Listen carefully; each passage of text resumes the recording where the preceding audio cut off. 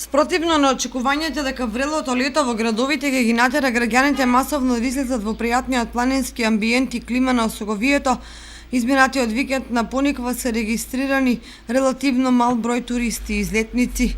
Угостителите велат дека во прашање е беспарицата, иако овдешните цени не се ништо повисоки од тие во соодветните објекти во градот.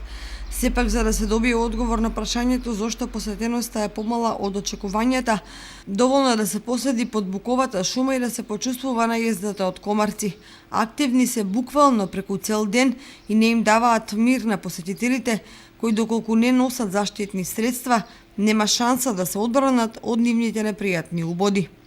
Уживањето кое го носи надморската височина од 1600 метри доаѓа во вечерните часови, кога температурата паѓа на освежувачки 15 до 20 степени, што е предуслов за мирен и длабок сон.